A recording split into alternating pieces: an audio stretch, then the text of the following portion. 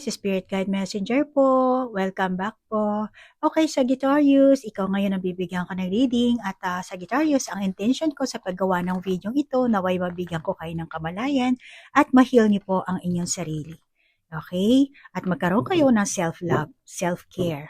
Okay, Sagittarius, ingatan mo ang iyong katawan ha. Hindi ko alam kung nasa ang bansa ka pero dito sa Japan maginaw. Grabe. Nauuso na naman ang influenza. Ingat po kayo ha. Okay, so ngayon Sagittarius, alamin natin ang iyong pinakabuong enerhiya, kapalaran mo, ano? Ano ba ang hamon na meron ka? Ano ba ang relasyon ng meron ka sa taong yan? Asawa mo ba? Boyfriend, girlfriend? Ano? Meron ba kayong mga hamon? Ngayon, aalamin natin yan. At general reading po ito, ano, Sagittarius? Kung makaresonate ka, take it. Kung hindi naman, just leave it. Okay? Lumabas na ang baraha mo at tumatabingin ang ating baraha. 1, 2, 3, 4, 5, 6, 7, 8. 1, 2. Sa taas, sa baba, ilalim. 2, 3, 4, 5, 6, 7, 8. Tapos, balasahin natin to. 1, 2, 3, 4, 5, 6, 7, 8. Ayan. And then, kuha tayo sa ating Psychic Oracle card. Teka lang, ano ba nangyari dito? Pasensya na ha.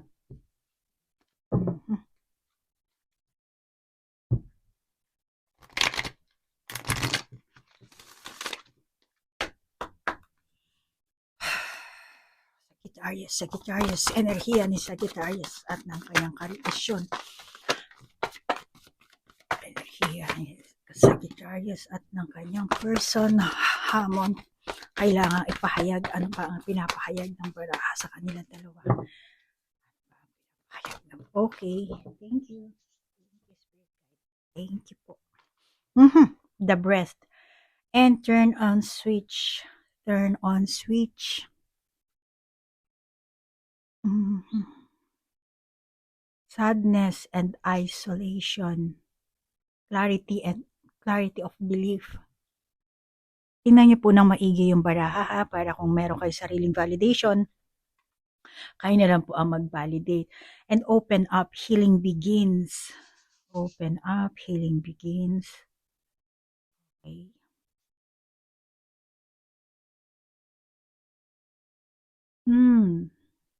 So, Sagittarius, masasabi ko dito, ano, maaaring isa sa inyo ng person mo, mapusok, mapusok, pabigla-bigla. Okay? At pabigla-bigla, pagtatalon, tatalon agad. At saka pwera pa dyan, ang tapang ng mukha nito, mapang-api.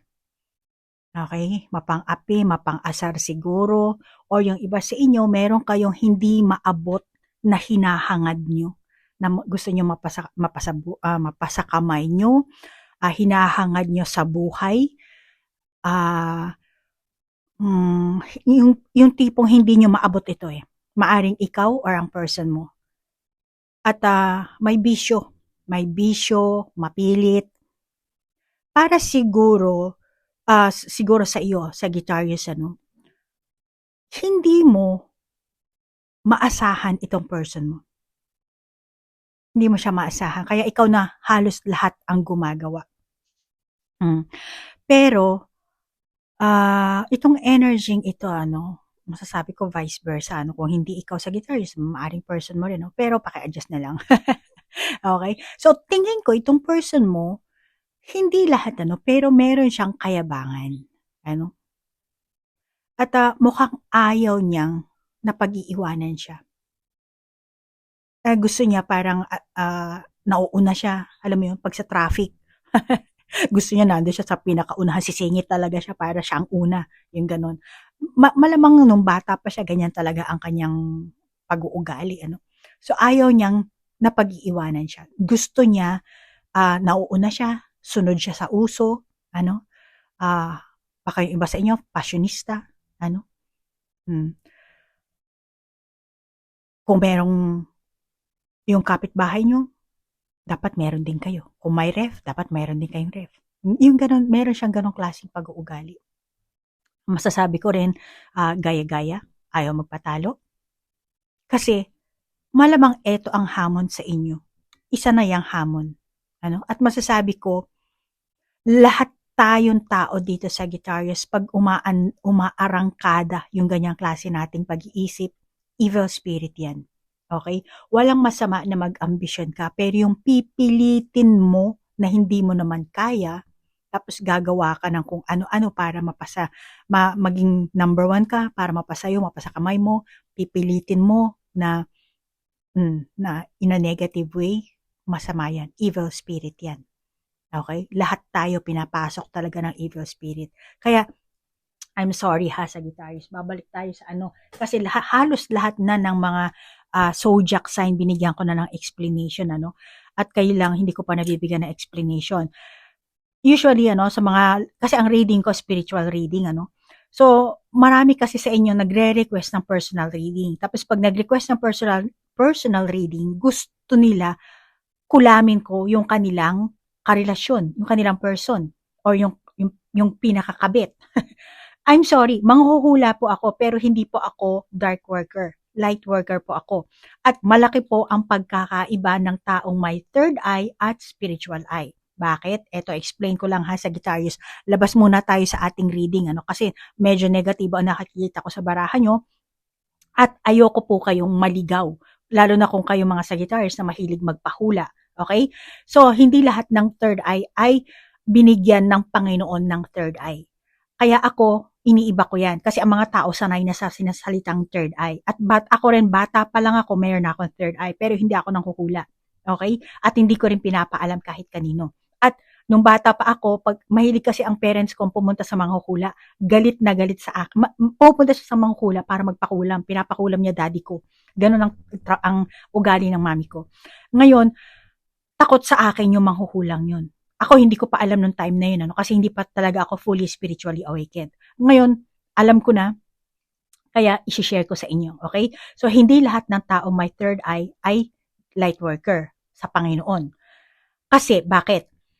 Meron po tayo ditong life force energy at meron tinatawag na chakra. Ngayon, marami na kayong alam dyan dahil nagkalat na sa internet.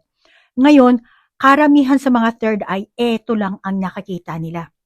Kaya, negatibo ang mga ginagawa nito, negatibo ang hindi lahat ng nakakita ng mga ito ay tama, kahit prediction, hindi lahat tumatama.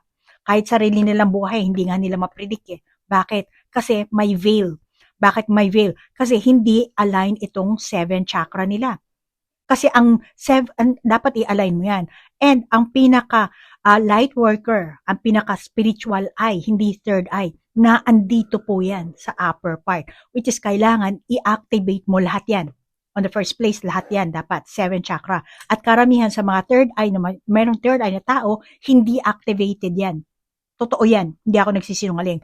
Unang pagtingin ko lang, kahit sino pang sikat na tao yan, nakakita ko agad. Sa Amerika, marami ako nakikitang ganyan, mga psychic medium na katulad ko, alam ko kung ano sila. Ngayon, yung 7 chakra na yan, kailangan naka-align yan. And then pag naka-align yan, na-reach mo na ang pinaka 7 chakra, ibababa mo yan sa heart. Sa heart mo, gagana dyan. Kasi pag na-open mo na ang heart mo, divinely guided ka na. At dito sa third eye mo, merong veil yan. Kaya hindi lahat ng taong may third eye nakakita lahat ng kaganapan. On the first place, kailangan na andito kasi ang dark night of the soul, ang dark side mo. Hindi porket may third eye ka, pinili ka na ng Panginoon, na chosen one ka na, or ikaw na ang pinaka, may kapangyarihan. Hindi mo makokontrol ang mga vision na nakikita mo dito. At para makontrol mo yan, makita mo ng klaro, kailangan tanggapin mo muna ang sarili mo, ang pangit mong pag-uugali. Kaya sinasabi sa Biblia, kailangan pagsisisi. Pagsisisi at kilalanin mo ang sarili mo. Kung sino ka ba talaga. Dahil itong katawan natin, hindi ito ngayon lang. Yung katawan, oo, pero yung kaluluwa natin, meron ka pang past life. Kaya nga nag-offer ako sa inyo ng Akashic reading, Akashic record. Sorry guys, sana putol kasi may incoming call. So, kailangan ma-open ito, yung heart, then itong upper chakra, which is magiging divinely guided ka na. Kaya mawawala ang veil, ang Panginoon na ang magbibigay sa iyo ng impormasyon, which is na andito ang iyong Christ consciousness. Okay? Kasi marami yan eh. Meron mga taong may third eye. Tapos meron silang nakakitang, let's say may tao nagkakagusto sa kanila. Ngayon, nababasa nila yung feelings, kung ano yung sinasabing negatibong kung ano man ang motibo sa kanila. No? Ngayon, kahit na sabihin mo may third eye ka, hindi ka sigurado kung talaga bang yun ang nararamdaman ng taong yun. Bakit? Kasi walang discernment. Hindi mo alam, dahil hindi ka divinely guided, meron ka lang na third eye. Kaya kailangan mong i-align yan. Kumonektado sa Panginoon, sa universe. At kailangan mo mai-open ang heart mo. At pag na-open mo ang heart mo, kailangan mo dyan magpatawad, tanggapin ang sarili mo, linisin mo ang karma mo, yung trauma mo. So yun yun.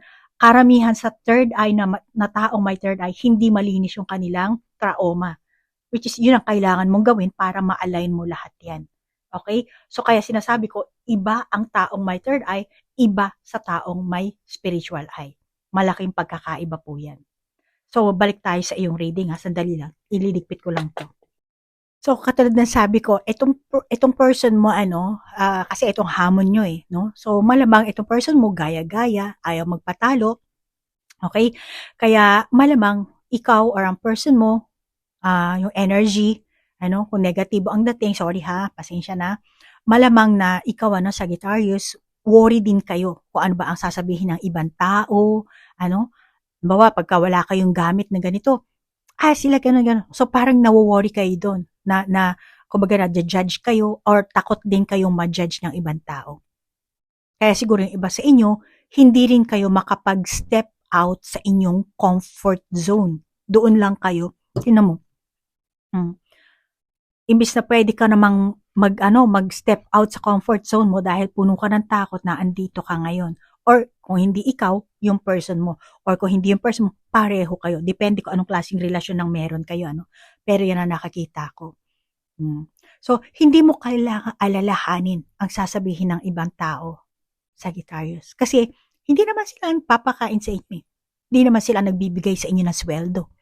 At meron ka ng ganong klaseng pag-uugali. Malamang ikaw or ang person mo. Maaring yung ganitong energy, talagang, kumbaga, nasa sa inyo talaga to. May gusto siguro kayong kontrolin din para makaiwas sa mga mata ng chismosa. Pero, kung hindi ka ang tawag dito, kung hindi ka naman mag-aagrabyado ng ibang tao, tingin ko naman, wala kang dapat ikatakot. As long as sa tingin mo na feeling mo, yun ang gusto mong gawin, feeling mo happy ka, and then, wala kang taong masasagasaan at hindi ka rin, kumbaga, hindi yung gagawin mong bagay, hindi labag sa utos ng Panginoon. Yun lang naman ang kailangan mong dapat na ang tawag dito, gawin, panindigan sa mundong ito. Okay? So, yan ang nakikita ko na kailangan yung lumabas sa inyong comfort zone, hindi kayo makalabas-labas.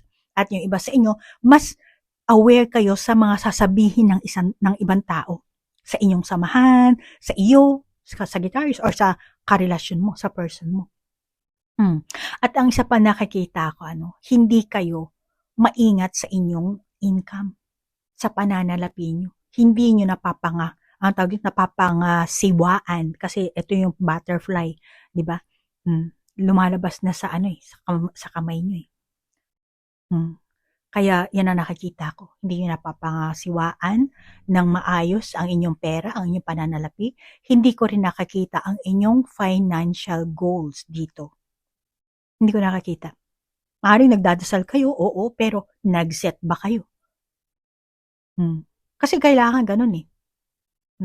Yung magsiset kayo para sa isang bagay.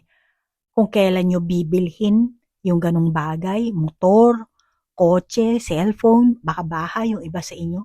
So, kailangan meron kayong settings. Kailangan yung mag-set para alam nyo kung kailan nyo bibilhin. Magta-travel kayo. So, kailangan magsiset kayo, kailangan ko pala mag-ipon ng ganito sa hanggang anong buwan. So, kailangan ng settings dito. Pero nakakita ko sa inyo, hindi nyo napapangasiwaan ang pera nyo. Kaya malamang ito ay nagiging isa sa hamon nyo eh. Lalo na kung kayo ay mag-asawa or magka-live-in kayo. Ano? Tingin kahit hindi naman magka-live-in, ano? Bawat talagang yung relasyon nyo talaga eh halos parang mag-asawa na rin, ano? Tingin ko sa inyo, kapag nag-away kayo, may pag-aasaran, kayong dalawa, no? Nauuwi sa bulihan, baka yung iba sa inyo talagang selosan lang, ano? Una, selos, hanggang sa lumala ng lumala. Maring nagsiselos ka sa person mong ito, ano? Kaya meron kayong mga negatibong pag-uugali na malamang hindi nyo na nararamdaman. Dapat naman mag-settings kayo, ano? Kukuha lang ako ng additional na baraha mo, ha? Lalo na dito sa ano mo. Kasi nagsiselos eh. Selos. Nauuwi kayo sa bulihan. Asaran. Usually, gano'n naman eh. Pag nag-away, di ba? Kailangan talaga manalo. Kung may reason ng isa, kailangan meron ka rin reason. At malamang itong person mo, gano'n eh. Sorry, Sagittarius ha. Stop muna natin yung ating pagdadabing kasi may client ako. Sandali lang. Okay, Sagittarius. Naka-maintain yung ating baraha. Pasensya na ha. Mayroon akong Japanese client na pumasok kasi kaya nag-stop muna ako. Okay, so hindi ko talaga siya hinawakan. Hindi ko siya inano. Okay, Jiko Jushin, hindi kinakanggay. Tori harate kudasai. And then, okay. Sabi ko nga pala kanina, di ba? Kapag nag-aaway kayo, nagtatalo kayo, talagang kasi ganyan talaga sa mag-asawa, ano, sa magkarelasyon, ano, pag nag-away, gusto talaga isang manalo, ayaw magpatalo. Malamang kayong dalawa, meron kayong ganong klaseng pag-uugali. Or kung hindi ikaw, yung person mo lang, ano. At may selosan din ako nakakita dito, ano. Si Selo siguro, yung isa, pag nakakita yung tattoo ng isa, kailan yan? Anong tattoo yan? Sa ex mo yan, ano, ganyan. Kung anong marami, selos ang nangyayari. Binabalik yung nakaraan. Kaya isang hamon nyo yan eh. Yung pagkakamali ng isa or yung dating mga, kung ano man ang relasyon na meron ng isa, dapat pass na yun eh. Hindi nyo na dapat dalhin sa inyong relasyon ngayon. Which is, yan ang isa sa inyong hamon. Yung iba sa inyo. Ano? At saka, alam mo Sagittarius, ano, ang bawat tao kasi, tayo mga tao, no? Meron tayo kanyang-kanyang paraan, kanya-kanyang learn dapat na lesson, ano? Meron tayong kailangan matutunan sa ating mga past na experiences, ano? Kaya masasabi ko, Sagittarius, makakabuti sa'yo na baguhin mo at punahin mo ang sarili mo. Huwag mo nang punahin ang person mo. Punahin mo muna ang sarili mo. Tuklasin mo ang sarili mo. Ano ba ang ugali mo? Ano? At ano ba ang tawag dito? Ano ba ang pinaka nagiging punot dulo ng inyong hindi pagkakaintindihan? Huwag mong baguhin ang person mo. Huwag mo siyang baguhin. Okay? Yan ang sinasabi sa'yo ng baraha. See? Huwag mong baguhin siya. Instead, baguhin mo ang sarili mo. Unahin mong tuklasin ang sarili mo. Hindi yung karelasyon mo. Kasi pagka alam mo ang sarili mo, kaya mong kontrolin. Kaya mong alam mo kung anong desisyon ang dapat mong ideklara, bitawan, alam mo kung anong aksyon ang dapat mo, alam mo rin kung makakasugat ka, kailangan kilalanin mo ang sarili mo dito, Sagittarius. Okay, baka iba sa inyong Sagittarius, madali kayong mag-init ng ulo, pero kailangan balansehin mo. Okay? Kahit sino naman tao, meron talaga tayong negative side and positive. Ano? Yun ang kailangan mong balansehin. Madali ka sigurong magalit, ano? Kung hindi ikaw, baka yung person mo. Kaya yun ang nagiging hamon sa inyong dalawa. Pero ikaw, Sagittarius, ang nanonood nito, ikaw ang nakakaalam kung ano ang pinaka-sitwasyon nyo. At ikaw rin ang nakakaalam kung anong talaga nagaganap sa inyo. Pero unahin mo munang alamin ang sarili mo. Unahin mong pag-aralan ang sarili mong energy. Kasi ikaw lang ang makakapag-control sa sarili mo. Ganyan din, yung ibang mga tao, di ba, sinasabi nila, may third eye ako. No, hindi mo makokontrol ang third eye mo, ang mga nakakita mong vision. Meron kang makikita, pero hindi mo makokontrol yan. Bigla-bigla na lang papasok yan. Kaya sinasabi ko sa inyo, di ba, kailangan nyo ma-align ang 7 chakra nyo. Kasi, ang pinaka-higher dimension na ang mag-a-assist sa inyo. Divinely guided na kayo. Kaya ikaw rin, Sagittarius, the same din. Kahit hindi ka maging spiritually awakened na tao, it's okay kung hindi mo rin lang hinahangad. Pero kailangan unahin mong kilalanin ang sarili mo. Ang sarili mong energy, pag-uugali mo, ang mga kilos mo. Dahil ikaw lang ang makakapag-control niyan. Dahil pag kinontrol ka ng iba, ang mangyayari niyan, manipulative sila eh. Sila pa ang mapapasama. Mauuwi lang kayo sa toxic. Ikaw ngayon ang magiging biktima dito. Pero bago mangyari yan, kailangan kilalanin mo muna ang sarili mo. Ano ba ang aksyon ng mga ginagawa mo? Okay? Yung problema nyo. May kanya-kanya kasi tayong pamamaraan kung paano tayo mag-isip ng solusyon. Mga bagay-bagay. Kaya unahin mo muna ang sarili mo bago mo ikumpara sa person mo. Bago mo alamin yung kanyang pag-uugali. Kung ano ba ang negative side niya na sa tingin mo hindi mo gusto. Okay? So, yan ang pahiwatig sa'yo ng Baraawasi. Malamang pag nag-aaway kayo talaga, naghahanap ka talaga ng, ang tawag dito, kung ano yung weapon mo. Naghahanap ka ng weapon mo dito. Mahali yung iba sa inyo na itong person mo, womanizer. Kaya gano'n na lang ang ano mo. Hindi ito pala, sorry. Dali lang, kukuha lang ako na. Kaya itong person mo, yung iba hindi lahat, malamang na womanizer, kaya yung mga pangako niya, palagi na lang napapako. At tingin ko, sa simula pa lang, wala na talaga siyang balak tuparin kung ano man yung binitawan niyang salita. Sinasabi niya lang yon, yung mga bagay-bagay na yon, para pakalmahin ka, para manahimik ka. Tapos kapag nagalit ka, mas papaasahin ka. Sige, sa susunod para wala nang away. Yung ganun. Malamang na meron siyang ganitong klaseng ugali. Kaya nga hindi maganda, di ba? Ang mangyayari na, mamanipulahin ka kasi nito. So, kailangan, pag-aralan mo ang sarili mo, kung anong klaseng pinapakita mo sa kanya, at pag-aralan mo rin yung kinikilos niya sa iyo. Yan ang pinapahiwatig sa iyo ng baraha. First light, beginning a new cycle.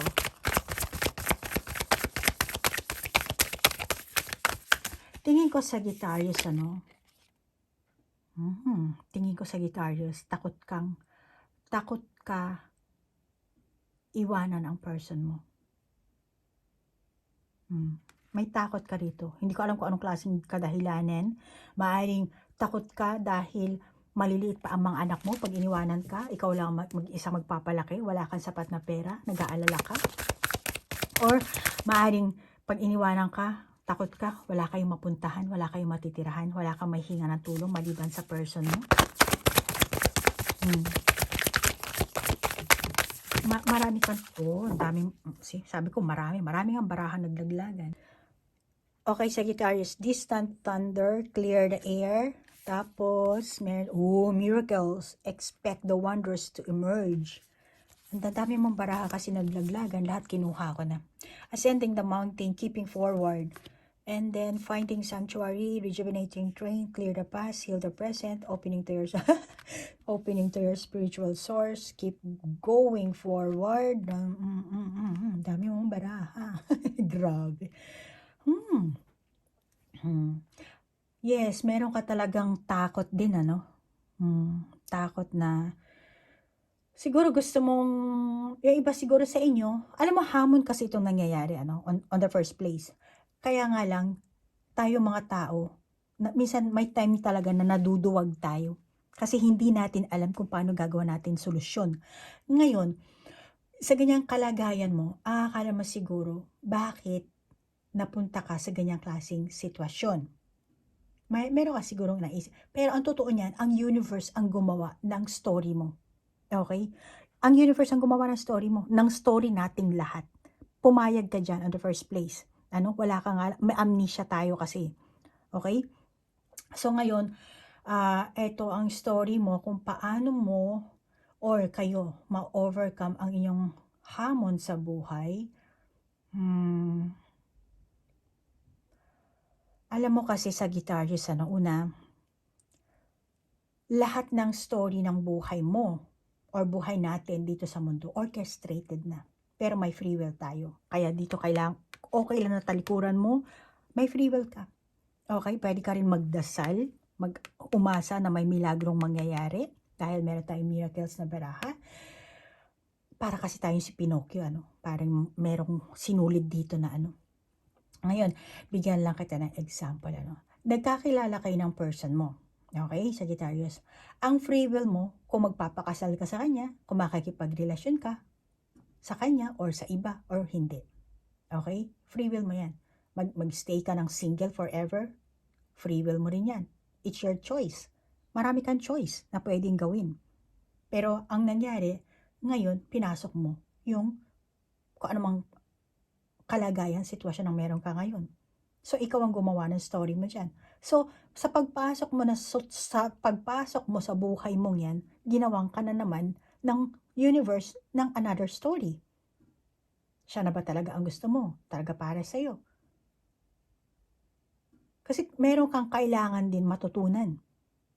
Kahit anong landas pa ang tahakin mo, may another story na naman dyan. Tapos, meron din kasi tayong past life, So, yan ay ibibigay sa'yo ng universe. Okay. So, etong taong to, nakilala mo to, meron kayong, meron kayong soul contract na magtatagpo kayo. Hindi mo lang alam, Medyo long explanation, Pero, yan nakilala mo yan, hindi mo lang alam na meron kayong unfinished business.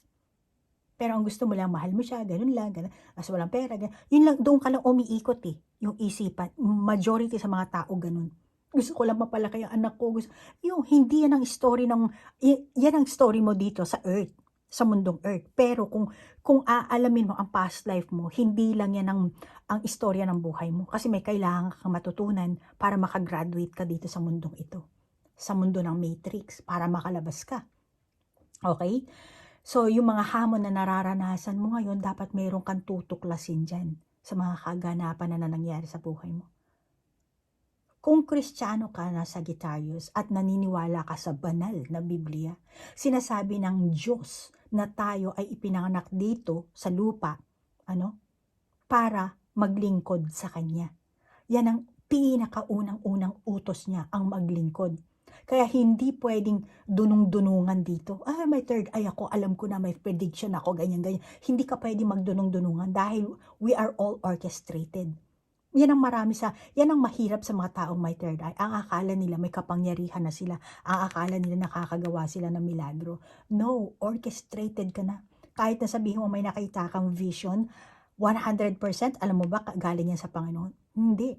Kailangan mong align ang iyong 7 chakra para magkaroon ka ng discernment. Matanggal mo ang veil sa third eye na yan at mapalitan ng spiritual eye. Kasi nasa heart and mind mo ang Christ consciousness at siya ang gagabay sa iyo. Ang universe ang magbibigay sa iyo ng susunod na step na ipapagawa sa iyo. Yun maging spiritually awakened ka man o hindi. Kaya lahat ng pangangailangan mo, alam na ni Lord. Alam niya na, hindi mo na kailangan magdasal pa. Pero ang kailangan ni Lord, maglingkod ka sa Kanya. Alam na ni Lord, wala kang pera. Kaya hindi mo na kailangan, Lord, gusto ko manalo ako sa loto, ganyan-ganyan. Alam na ni Lord yun. Ang kailangan dito, communication kay Lord para kung ano man ang hamon ng merong kang nararanasan ngayon, si Lord ang tatanggalin niya ni Lord. Kaya di ba sinasabi ko sa inyo nung naging spiritually awakened na ako, kumbaga yung suffering ko na wala na. Yun ang sinasabi ni Lord sa akin para kayo rin maramdaman nyo yun. Hindi nyo kailangan ng milyones na pera. Milyon nga pera nyo, pero nagdidemandahan naman kayo. May mga sakit naman kayo. Hindi naman magkaanak yung iba. Pero milyones ang kinikita mo. Ano gagawin mo sa milyon? Kung hindi ka naman healthy, di ba? Kung puro ka naman takot ang nararamdaman mo, wala rin yun. Sorry medyo wala sa baraha, pero binibigyan lang kita ng idea, lalo na kung Kristiyano ka. So yun ang pinaka-utos talaga kung ikaw ay Kristiyano. kuha tayo ng iba pang baraha kung ano ba ang gustong ipahayag ng iyong person.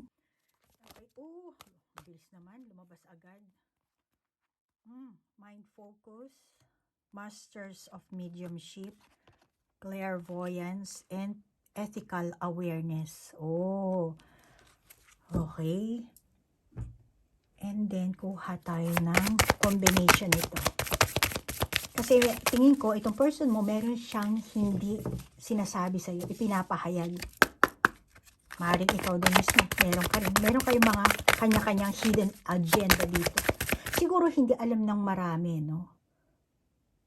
Or, ikaw, Sagittarius, hindi mo alam siguro na may iba pa itong person mo. Or baka niligawan ka nito, later on, nalaman mo na lang, ay grabe, marami palang asawa. Or later on, nalaman mo na lang kung ano yung kanyang relihiyon, ano ba yun, ano? Baka yung iba sa inyo, akala mo lang, ikaw lang talaga ang karelasyon niya. Akala mo siguro, simpleng nambababae lang siya, hindi ka niya mahal, pero ang person mo, meron lang siyang addiction. Mahilig lang talaga siya. Kaya akala mo siguro, kasal na tayo, magkaasawa na tayo, bakit nag-aano ka pa sa iba? No, hindi siya naghahanap ng pagmamahal. Meron lang siyang addiction na ganun. Nasa sukdulan ng pagmamahal naman din ang person mo sa nakakita ko. Naghahanap nga lang siya ng true love na hindi niya naramdaman siguro sa iyo. Yung iba ha, hindi lahat. Maaaring hinahanap niya yung kanyang soulmate or naghahanap talaga siya ng kung ano man. Meron siyang iba pang hinahanap. Hindi siya makapag-focus sa iyo lang. Maaaring, katulad ng sabi ko, maaaring may addiction, maaaring naghahanap siya ng kanyang soulmate dahil hindi niya nararamdaman na ikaw ang soulmate niya. But still, meron pa rin siyang pagmamahal sa iyo, pero hindi 100%. Or baka yung isa sa inyo, dahil nasa may problema kayo sa pera, hindi sinasabi ng person mo, na parang, nawala na ako ng trabaho, tinanggalan na ako, wala na akong income, wala na eh. Wala na ang pera, wala na. Kaya, o siguro kung wala naman, lumiit lang yung pera niya, lumipat siya ng trabaho na hindi niya sinabi sa'yo. Kaya ikaw naman pera. Ba't hindi mo ako binibigyan ng pera pang ano? Hindi mo alam yung totoo. Hindi niya naman din sinasabi sa'yo.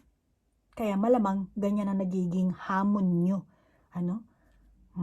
Tingin ko sa'yo, Sagittarius, kahit ano man ang relasyon na meron kayo, magkarelasyon kayo, mag-asawa kayo, pero nasa gray area kayo. Gray. Hindi siya fully talagang white na white, medyo may pag-grayish, grayish ang kulay. Nasa gray area, gray zone ang inyong samahan.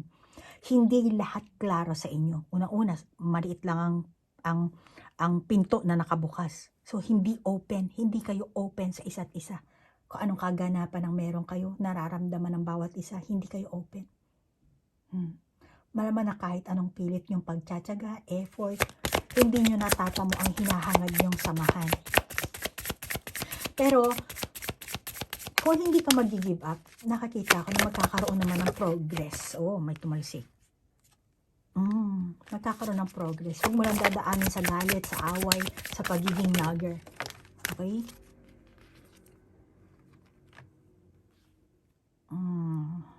Kokorono. Kailangan effort, pagtsatsaga. Don't give up, ang sinasabi ng baraha. At nakakita ko, magtatagumpay kayo dito. Pero need mo lang talaga ng more patient. Bakit hindi ka mag-aral ng meditation? Pag-aralan mo para makalma mo ang sarili mo. Mapakalma mo ang sarili mo. Magkaroon ka ng self-reflection. Malamang hindi sinasabi ng person mo ang buong katotohanan. Ano? Kasi hindi siya ang tawag dito, hindi siya nagsasabi. Ayaw niya talaga isabihin sa'yo. Pero, malamang yung iba sa inyo, Sagittarius, itong person mo, meron siguro siyang anak sa iba na tinatago niya lang. Ano? Na iba sa inyo, hindi lahat, ano? Tinatago niya at ikaw siguro ang ginawa nitong second family. Hindi mo ba alam yun? Hindi ko alam kung second, third, kung pang ilang family ka na. Pero, baka ngayon mo lang na-realize na meron na pala siya naging karelasyon na before kayo. Kaya siguro, selos ang nararamdaman mo dito. Selos. Tapos, doon nagbibigay ka ng pera, pero dito hindi ka nagbibigay ng pera. Malamang ganun ang nangyayari, ano? See, yan nga sinasabi ng baraha. Malamang na marami pang sikreto itong person mo na kailangan mong malaman. Kaya, masasabi ko sa Sagittarius, kung hamon, masasabi kong hamon ito sa inyo.